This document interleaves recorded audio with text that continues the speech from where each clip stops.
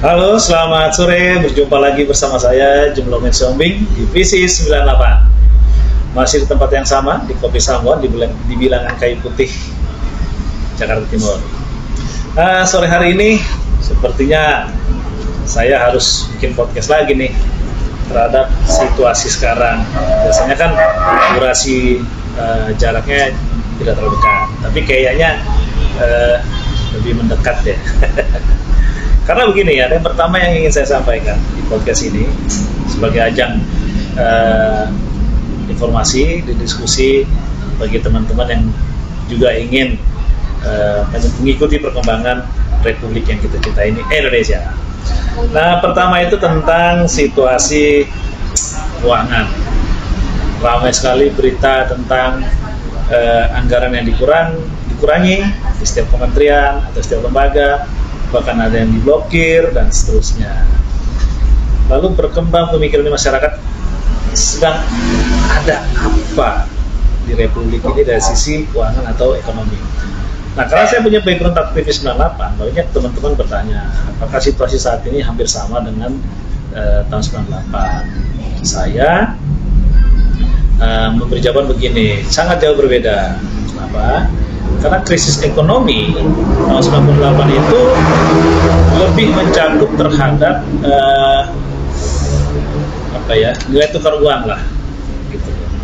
Maksudnya itu rupanya nilai tukar uang kita terhadap mata asing khususnya dolar itu tiba-tiba itu melemah. Melemahnya itu sangat dahsyat sekali, lompat berkali-kali gitu ya. Lalu tapi pelemahan itu tidak hanya di Indonesia, tapi di belahan dunia juga. Itu kayak jalannya kayak kartu gaple, sampailah ke Indonesia. Dampak dari Indonesia yang sangat terganggu itu adalah keuangan, baik itu negara maupun swasta yang meminjam modalnya dengan dolar. Bayangin aja kalau misalnya pinjam dolarnya 2.000, terus ya, ketika jatuh tempo tidak 2.000 tapi sampai 6.000, 10.000, wah itu dia tuh. Nah, karena itu akhirnya krisis ekonomi terjadi di Indonesia. Dan dampaknya kalau ditanya ya masih sampai sekarang. Kenapa? Karena nilai tukar rupiah kita terhadap dolar itu belum menguat, masih di atas 15.000, bahkan sekarang 16.000. Nah, itulah yang terjadi tahun 98. Artinya guncangan ekonomi, turbulensi ekonomi itu lebih dirasakan terhadap keuangan. Nah, kalau sekarang dolar kita masih sekitar 16.000 ya, turun-turun juga. Lalu dampak dari itu, lalu kemudian ada kebijakan di rejim yang sebelumnya itu banyak sekali meminjam hutang untuk membiayai program-program presiden yang lalu.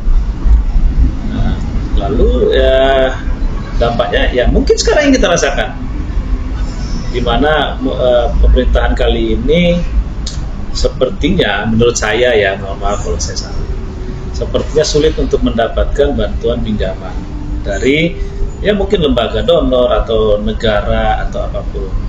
Nah, akibatnya apa? Akibatnya harus ada pengetatan anggaran.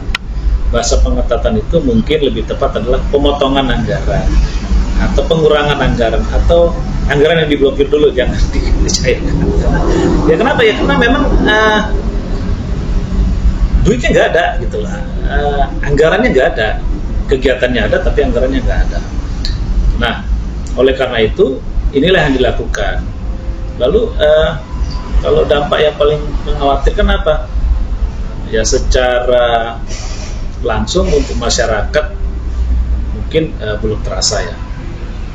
Tapi kalau teman-teman yang beraktivitas atau bekerja di ruang lingkup pemerintahan itu pasti terasa. Pasti ada pengurangan tenaga kerja, pengurangan insentif, pengurangan tenaga honorer dan seterusnya.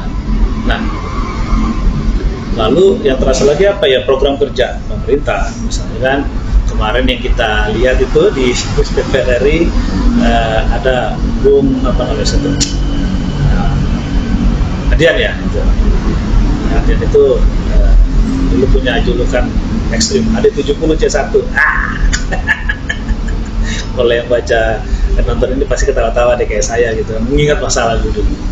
Nah, kenapa dalam pertemuan Kementerian dengan DPR RI yang dihadiri beliau itu akhirnya terbongkarlah bahwa anggaran kementerian itu sangat tidak signifikan, sampai ada kalimat mengatakan untuk bangun jalan raya cuma sanggup 65 km, kira-kira begitu ya. Nanti tapi apakah itu benar atau kita lihat perkembangan selanjutnya. Namun yang menarik itu adalah pernyataan itu dibarengi dengan statement yang mengatakan bahwa semua anggota DPR RI dalam tahun ini diminta untuk berbohong kepada masyarakatnya, kepada basis konstituennya. Kenapa? Karena kegiatan-kegiatan yang menyangkut program pemerintah yang mungkin saja disalurkan melalui anggota dewan gitu ya, itu tidak terrealisasi, sedangkan itu masuk dalam janji-janji kampanye mereka kali gitu ya.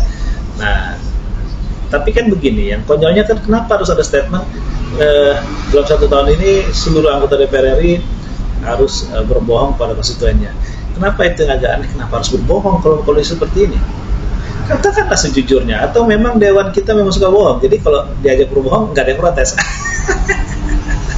DPR itu waktu kita tahun 98, waktu kita jadi mahasiswa ya, kita suka nyingkat Dewan Pembohong Rakyat. Tapi dulu ya, kalau sekarang belum berubah ya. Malah lebih jujur ya, mengatakan akan membohongi rakyatnya dalam 1 tahun ini. Itu saya kira bukan sikap yang baik. Katakan saja lah optimis terhadap situasi ini dan membantu pemerintah.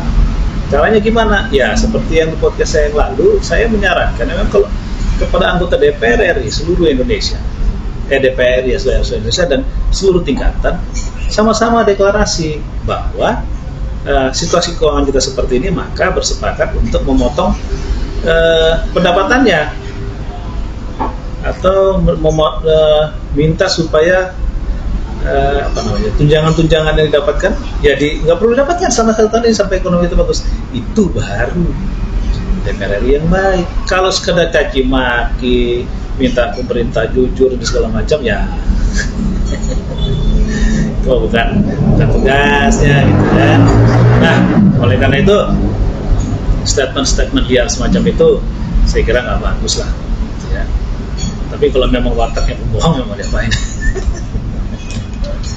Lalu ada lagi berita tentang di mana kedatangan seorang pemimpin negara dari Turki, Bapak Erdogan. Beberapa waktu lalu datang ke Indonesia, disambut begitu meriah oleh Presiden Republik Indonesia Pak Prabowo di Istana Bogor. Saya harus tarik nafas sedikit boleh ya. Kenapa? Karena begini, saya beberapa waktu lalu ya, waktu menjadi masih aktivis, banyak mengupas beberapa perjalanan sejarah bangsa ini, termasuk zaman presiden yang lalu juga seperti zaman Bung Karno. Nah, ada ulasan dari senior-senior itu saya dapatkan bahwa kenapa terjadi krisis kepercayaan di tingkat masyarakat, terlepas ada skandal atau apa peristiwa politik pada zaman 65-66, tapi pada tahun itu memang masyarakat itu kesulitan untuk mendapatkan bahan bakar minyak untuk memasak, kemudian harga-harga tinggi sekali dan segala macam. Kaitannya apa dengan peristiwa yang barusan? Karena menurut cerita yang saya dapatkan, Presiden waktu itu sangat senang, sangat hobi berdansa. Jadi ya kehidupan dansa di istana, hidup mungkin mewah segala macam, itu berbanding terbalik dengan apa yang dirasakan rakyat. Dan peristiwa itu ya sepertinya, kalau menurut saya, ini sekali lagi menurut saya, kalau saya salah saya minta maaf, kalau benar acungi jempol ya. Situasinya saya kira kok hampir mirip ya. Kenapa saya menyitir terus kedatangan Erdogan aja, Bapak Erdogan itu kan disambut begitu meriah, begitu luar biasa gitu. Saya nggak tahu apa Pak Erdogan akan menginvestasikan ikut investasi Indonesia yang sangat besar gitu kan, sampai disambut seperti itu. Lalu setelah itu ada masih kalimat-kalimat biasa sih, mau kerjasama itu, kerjasama ini, ya samalah dengan perjalanan yang lalu juga janji kerjasama, janji itu segala macam, tapi yang saya tahu akhirnya kerjasamanya hanya tinggal janji. Nah, kembali ke Erdogan tadi, setelah itu banyak berseliweran di medsos, bagaimana sambutan itu juga diikuti dengan goyang poco-poco ya. Kalau zaman Bung Karno dansa mungkin ini poco-poco dan segala macam, sangat meriah sekali, tidak tergambarkan bahwa negara ini lagi kesulitan uang, sama tidak tergambar. Jadi saya hanya berpikir, aduh kok hampir sama situasinya, semoga ini tidak berlangsung cukup lama. Kalau lama, wah saya khawatir gitu, jangan sampai peristiwa dahulu itu selalu terulang kembali dengan siklus yang menurut orang siklus 25-30 tahun itu selalu terulang. Nah ayo tapi di podcast ini saya bicara begini bukan untuk menakut-nakuti, tapi saya jujur ini dari pikiran saya, supaya ya yang membaca, menonton podcast ini merenungkan kembali lah dengan situasi seperti ini, apa sih yang kita butuhkan untuk mempertahankan negara ini supaya dapat berjalan kembali. Lalu itu satu, yang terakhir nih,